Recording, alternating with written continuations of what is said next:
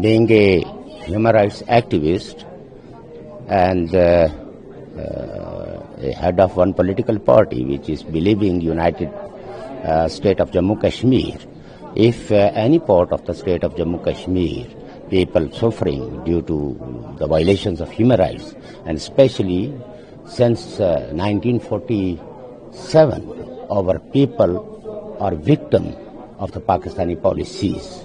Theofascism is imposed in PoJK and also on Balochistan, and our all human rights has been compromised, and through one act, actually Pakistan directly or indirectly ruled these areas, although the Constitution of Pakistan is declaring its own territory, Pakistan territory, and PoJK and Balochistan is not part and parcel of the Pakistan, but through four land officers which came from the Punjab is rare ruler of this area.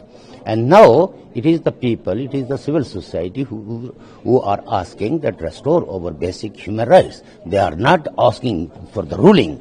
They are just they are asking protect our natural resources.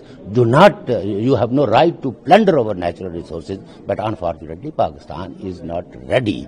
And at this moment, actually, the majoritarianism is prevailed and might is right. So rulers is not ready to listen the voices of the civil society, and now 6 people are severely injured, 4 killed, and at least above 100 people are injured. They are under treatment, and many people have been arrested, disappeared.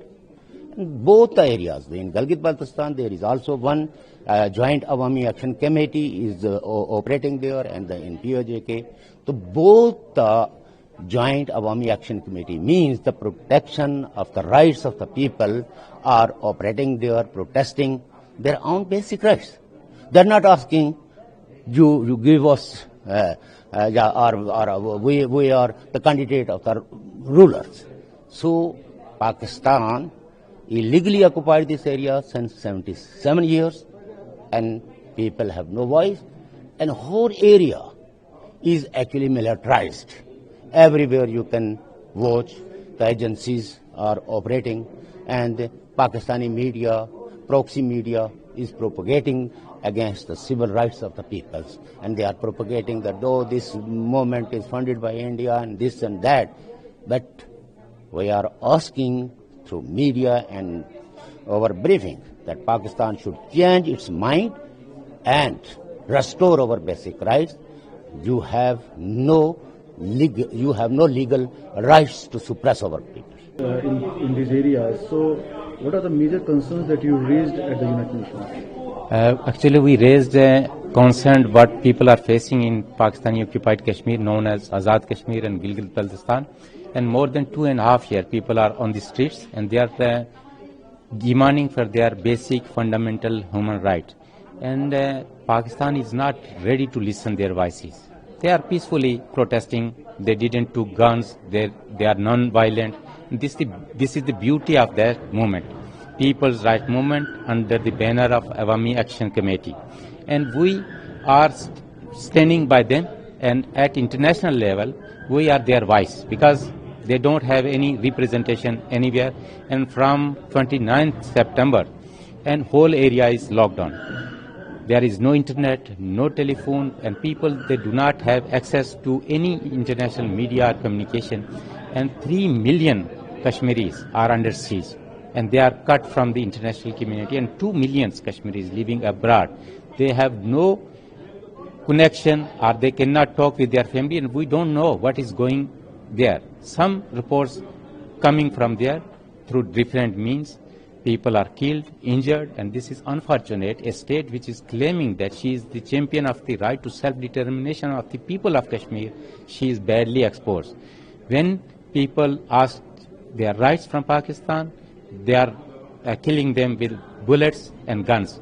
And they were sympathizing with the Srinagar that she is very sympathetic to people of Srinagar, but she is not ready to give rights to people in Pakistani occupied Kashmir and Gilgit-Baltistan. They killed Javed Naji in Gilgit-Baltistan. They killed Arif Shahid Saab 12 years ago, and nobody is arrested. No justice has been done till now. And what they are doing there, they launch a campaign against United Kashmir People's National Party because we are pro-peace, we are supporting Awami Action Party. They say we are traitors, we are foreign agents, but we are not agent of any party. We are here in United Nations, we are the agent of our people. We represent them because they are marginalized, oppressed people, and we are here and we will raise further these issues here in the United Nations.